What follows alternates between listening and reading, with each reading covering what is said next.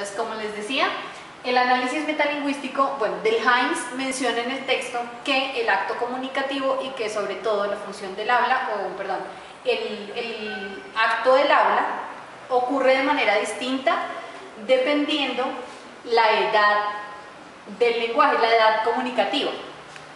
Entonces también parte un poco de Burke para poder hacer este análisis metalingüístico, y en este pues no solamente interpelan sino intervienen las cuestiones frente a edad, sino pues que también se relaciona, como lo mencionábamos inicialmente, el escenario donde ocurre, las personas con que ocurre, lo que pasa en el sujeto, en el individuo cuando ocurre, y lo que implica para ese sujeto que ocurra ese acto comunicativo.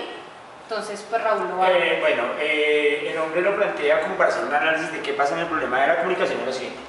Dice que la comunicación se establece en los códigos en términos de la adultez, o sea, del hombre adulto o de la persona adulta que ya tiene niveles de comunicación y códigos comprendidos comúnmente también validados.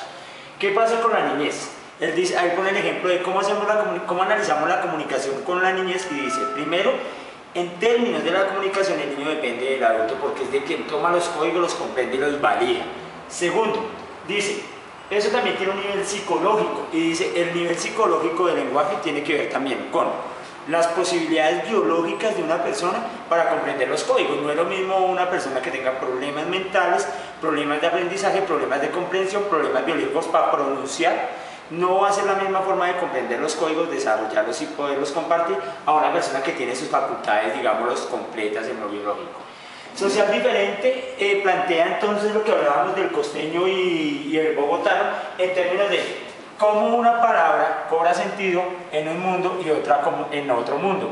Tuve la oportunidad de en una clase de hacer el gesto muy colombiano de eso para nosotros como colombianos tiene sentido, pero para otras personas del mundo no lo va a tener, o para otras sociedades no lo va a tener, porque tiene que tenerlo culturalmente, tradicionalmente, históricamente y en un contexto. Y social común son esos gestos, ese mismo gesto nos sirve para validarlo en términos de lo colombiano. Yo donde me pare y les haga, ahí estamos comprendiendo el gesto, ahí estamos comprendiendo el código comunicativo. El ajá costeño en la costa tiene una interpretación y es validado para los costeños porque tiene un código común en el lenguaje explicativo. Bueno, y finalmente entonces tenemos como algunos apuntes que el Hymes hace en otros textos, ahorita no recuerdo el nombre del texto, pero está en el material de apoyo, y básicamente el Hymes dice, claro, la lingüística y la sociolingüística, bueno, este texto es un poquito anterior al de la etnografía de la comunicación, pero él dice, claro, la lingüística tiene algunas cosas en las que ha avanzado un montón, pero hay otras que hace falta mejorar para poder entender concretamente ese proceso de la comunicación. Entonces, lo primero que habla él pues, es de la terra incógnita. Entonces, esto hace referencia sobre todo a la variedad de los lenguajes. Entonces, él dice, claro, es que no todas las personas, aunque en algunos casos tengamos unas unidades de lenguaje muy cercanas y muy parecidas, no todos provenimos de una misma lengua nativa. Entonces, ahí es cuando él hace todo su desenvolvimiento de las lenguas nativas de los pueblos aborígenes de los Estados Unidos. Y pues bueno, como sabemos, él es un folclorista muy importante allá y pues tiene en su cabeza un montón de formas comunicativas particulares de los grupos pues a los que se ha acercado. Entonces dice, bueno, una de las tareas de la lingüística que posteriormente se desarrolla en la sociolingüística es reconocer que no hay un solo lenguaje, que hay un lenguaje que es estándar, pero que institucionalmente no lo han impuesto como lenguaje estándar, más no es porque por naturaleza sea un lenguaje estándar, sino pues es eso, hay que reconocer la variedad de los lenguajes. Entonces en este caso pues sería, por ejemplo, nuestro lenguaje estándar es el español, pero el español que hablamos en Bogotá o el castellano que hablamos en Bogotá no es el mismo que, por ejemplo, se habla en Medellín, porque hay unas unidades de lenguaje distintas. Pero esto hace un poco más de referencia porque, bueno, esas variedades del lenguaje sería en términos de el contexto del Hymes, podría ser lo que se conoce como el Spanglish, que es partiendo de una unidad estándar, hay unas modificaciones que son inmediatas para poderse relacionar con las personas, que hacen parte de ese lenguaje estándar, digamos. Un latino habla Spanglish en Estados Unidos para poder hacerse entender de un nativo estadounidense, pero un latino con su comunidad latina pues va a hablar español. Entonces también se refiere un poquito a eso. Y sobre todo pues a las lenguas nativas y las lenguas madre de cada pueblo.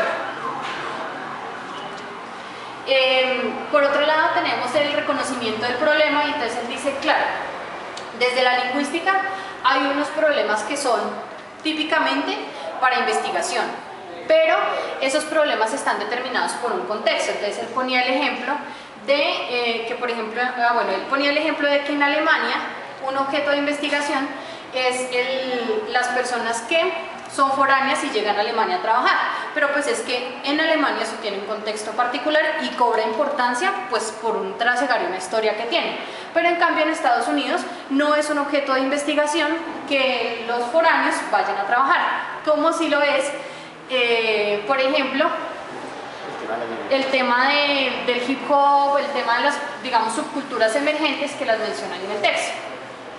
Luego tenemos hegemonía cultural a través de la lengua, y es, nuevamente, aunque él no lo menciona de manera explícita y no lo cita, por lo menos no lo cita, en etnografía de la comunicación, aparecen ahí como entre líneas los lenguajes totalitarios, y es decir, claro, nuevamente, nos han estandarizado una lengua, pero esa lengua no es nuestra lengua nativa, no es nuestra lengua, o más bien, no de ella parten todas las otras formas de comunicación.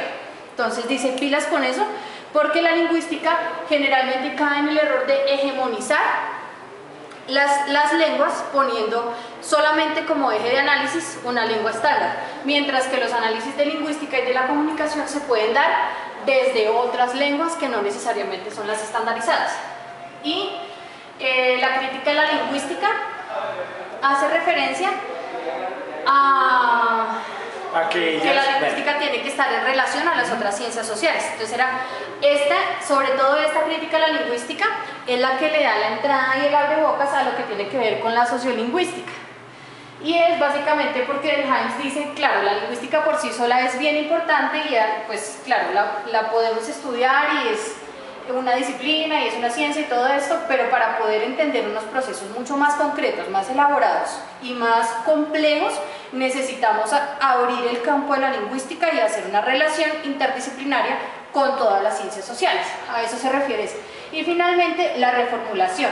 Entonces, esa reformulación va en dirección también a la crítica de la lingüística, de la interdisciplinariedad y a definir de manera contextualizada los objetos de investigación que son, pues digamos, propios de la lingüística. Y antes de terminar, queremos ver también, mostrarles un video que aparece aquí en el link que vamos a poner aquí mismo, para que lo vean. Es de una poetisa que se llama Victoria Santa Cruz, y con este video podemos explicar o podemos ver claramente cómo ocurren cada uno de las funciones comunicativas, y es desde el lugar de enunciación, cómo interpela ahí el contexto, la referenciación, y cómo, pues en relación a las objetividades también, cómo desde el lenguaje yo empiezo a enunciarme y cómo tiene esa enunciación un significado distinto cuando mi contexto es uno a cuando mi contexto es otro. Entonces ya lo vamos a ver en el video. Nosotros queremos, el día se les envía al correo entonces la presentación para que la puedan ir viendo en la medida que van escuchando, o que se apoyen en el video. 2, se les va a poner el link del video que plantea Karen para poder que ustedes se sienten a hacer un análisis de la comunicación en términos contextuales. 3, queremos que se pongan en el ejercicio de analizar desde esta forma de la exposición cómo ustedes entienden el tema del lenguaje, el tema de la comunicación, porque para nosotros fue todo un reto metodológico y pedagógico, y esperamos pues poder ser claros en el mensaje que queremos plantear y practicar. Entonces de mi parte, muchas gracias por la atención. La mía también. Con ustedes entonces así termina la exposición. Muchas gracias.